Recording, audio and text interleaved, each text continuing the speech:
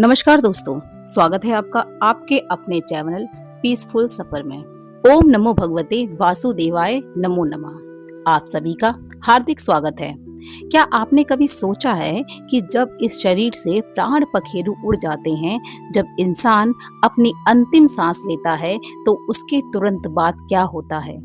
क्या आत्मा शरीर छोड़ते ही सीधे परलोक चली जाती है, या फिर वह वापस अपने उसी घर में आती है जहां उसने पूरा जीवन बिताया था?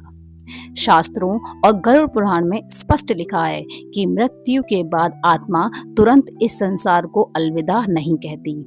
वह 13 दिनों तक अपने ही घर के चक्कर लगाती है, अपनों के रोने की आवाजें सुनती है, लेकिन चाह कर भी कुछ बोल नहीं पाती।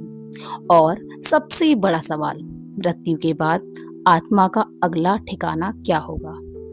क्या वे अगले जन्म में फिर से इंसान बनेगी, या उसे किसी पशु, पक्षी या कीट पतंगे की योनि में भटकना पड़े? आपके इस जन्म के कौन से कर्म यह तय करते हैं कि अगला जन्म कैसा होगा? आज के इस वीडियो के विशेष आध्यात्मिक सफर में हम गरुड़ पुराण, श्रीमद् भगवद गीता और वेदों के आधार पर इन सभी गूढ़ रहस्यों से पर्दा उठाएंगे। यदि आप इस ज्ञान की यात्रा में हमारे साथ अंत तक बने रहते हैं, तो जीवन और मृत्यु को देखने का आपका नजरिया हमेशा के लिए बदल जाएगा। चलिए शुरू करते हैं आज का यह आध्यात्मिक सफर। दोस्तों, गरुड़ पुराण के अनुसार जब किसी व्यक्ति की मृत्यु होती है, तो यमदूत उसकी आत्मा को लेने आते हैं। लेकिन यमलोक ले जाने से पहले आत्मा को उसके परिजनों के बीच वापस लाया जाता है। पर ऐसा क्यों? आत्मा तुरंत परलोक क्यों नहीं चली जाती? इसके पीछे 4 प्रमुख कारण बताए गए हैं। मोह और अशाक्ति। मनुष्य का पूरा जीवन अपने परिवार, मकान, धन और रिश्तों को बनाने में बीत जाता है। जब अचानक प्राण निकलते हैं, तो सूक्ष्म शरीर को यह एहसास ही नहीं होता कि वह मर चुकी है। वह अपने उसी शरीर पर वापस घुसने की कोशिश करती है जिसे परिजन शमशान ले जा रहे होते हैं। मोहपाश में बंधी आत्मा अपने घर वापस भागती है। परिजनों का रोना और पुकारना उसे बार बार कचोटता है। गरुड़ पुराण में कहा गया है कि मृत्यु के बाद परिजनों का क्रंदन, रोना धोना आत्मा को अपनी ओर खींचता है। आत्मा अपने परिवार वालों को रोते हुए देखती है, उन्हें चुप कराने की कोशिश करती है, उन्हें छूना चाहती है, लेकिन सूक्ष्म शरीर होने के कारण वह ऐसा नहीं कर पाती।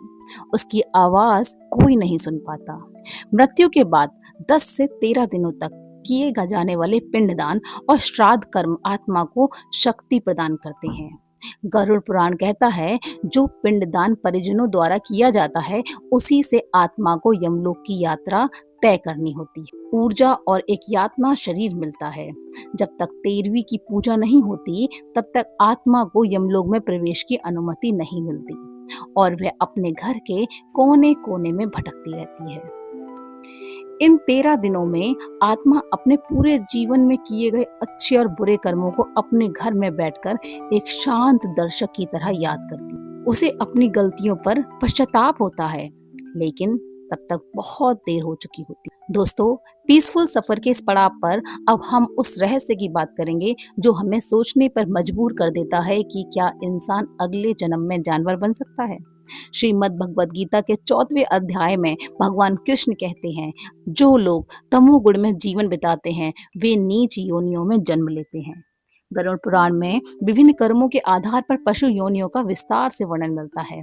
परोपकार ना करना और धोखा देना, जो व्यक्ति जीवन भर दूसरों का धन हड़पता है, छल कपट करता है, गरुड़ पुराण के अनुसार वह अगले जन्म में गिद्ध या कौवा बनता है। अहंकार और दूसरों का जो अपमान करता है, जो मनुष्य विद्या, धन या पद के अहंकार में आकर अपने माता पिता, गुरु या साधु संतों का अपमान करता है, उसे कुत्ते या गधे की योनि प्राप्त होती है। अत्यधिक काम वासना और व्यभिचार, जो व्यक्ति पराय स्त्री या पुरुष पर बुरी दृष्टि रखता है और काम वासना में अंधा रहता है, वह अगले जन्म में भेड़िया या लक्कड़बग्गा बनता है। जो दूसरों के हिस्से का भोजन या जमीन हड़पने वाला व्यक्ति अगले जन्म में चूहा या चींटी जैसे जीवों में जन्म लेता है। जो बात बात पर हिंसा करता है, जीवों की बेवजह हत्या करता है, वह अगले जन्म में हिंसक पशु जैसे शेर या सांप बनता है। शास्त्रों में कहा गया है कि 84 लाख योनियों में भटकने के बाद ही दुर्लभ मनुष्य देह प्राप्त होती है। लेकिन क्या हर इंसान को मरने के तुरंत बाद फिर से इंसान का जन्म मिल सकता है? बिल्कुल नहीं। पुनः मनुष्य का जन्म पाने के लिए व्यक्ति में इन गुणों और कर्मों का होना बहुत ही आवश्यक है। पुण्य कर्म और दान पुण्य। जो व्यक्ति जीवन में सामर्थ्य अनुसार गरीबों, असहायों और बेजुबान पशु पक्षियों की सेवा करता है, अन्न जल का दान करता है, उसे पुनः उत्तम कुल में मनुष्य का जन्म मिलता है। अंतिम समय की सोच।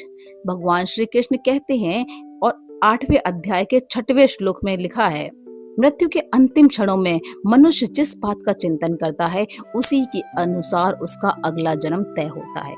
यदि अंतिम समय में ईश्वर का नाम राम, कृष्ण या शिव मुख पर हो तो उस मनुष्य को, उस आत्मा को मनुष्य योनि में उच्च स्थान मिलता है या फिर मोक्ष की प्राप्ति होती है। संभाव और सत्य मार्ग। जो मनुष्य जीवन के दुखों और सुखों को संतुलित रहता है, कभी किसी के साथ छल नहीं करता, अपने धर्म और कर्तव्यों का निष्ठा से पालन करता है, वह निश्चित रूप से अगले जन्म में इंसान बनकर जन्म लेता है और अपनी आध्यात्मिक यात्रा को आगे बढ़ा। दोस्तों, जब आत्मा आपके घर में 13 दिनों तक निवास करती है तो परिजनों का यह परम कर्तव्य बनता है कि वे आत्मा की शांति के लिए कुछ विशेष नियम अपनाएं। गरुड़ पुराण का पाठ करें। इन 13 दिनों में घर में गरुड़ पुराण का पाठ अवश्य होना चाहिए ताकि भटकती आत्मा इसे सुनकर मोह माया से मुक्त हो सके। दीप दान करना चाहिए। घर के उस स्थान पर जहाँ व्यक्ति ने अंतिम सांस ली है, प्रतिदिन सरसों के तेल का दीपक जलाएं। क्रोध और कलह से बचें। इन दिनों घर में शांति का माहौल रखें क्योंकि घर का क्लेश देखकर आत्मा दुखी होती है। बेजुबान को भोजन कराएं। कौओं, कुत्तों और गायों को प्रतिदिन भोजन दें। ऐसा माना जाता है कि आत्मा इन माध्यमों से तृप्त होती है। तो दोस्तों, आज के इस आध्यात्मिक सफर में हमें यह सीख मिलती है कि मृत्यु जीवन का अंत नहीं, बल्कि केवल एक कपड़े को बदलकर दूसरे कपड़े को पहनने जैसा है। हमारे कर्म ही तय करते हैं कि हमारी अगली यात्रा कैसी होगी। इसलिए जीवित रहते हुए अच्छे कर्म करें, प्रेम बांटें और ईश्वर का नाम जपते रहें। अगर पीसफुल सफर का यह विशेष एपिसोड आपको ज्ञानवर्धक लगा हो तो इस वीडियो को लाइक करें और अपने दोस्तों व परिवारजनों के साथ शेयर जरूर करें ताकि वे भी सनातन धर्म के इन रहस्यों को जान सकें। ऐसे ही आध्यात्मिक और रहस्यमय सफर पर बने रहने के लिए आपके अपने चैनल पीसफुल सफर को सब्सक्राइब करें। कमेंट सेक्शन में जय श्री हरि या हर हर महादेव लिखना ना भूलें। मिलते हैं अगले एक नए और ज्ञानवर्धक सफर में। तब तक के लिए धन्यवाद। ओम शांति।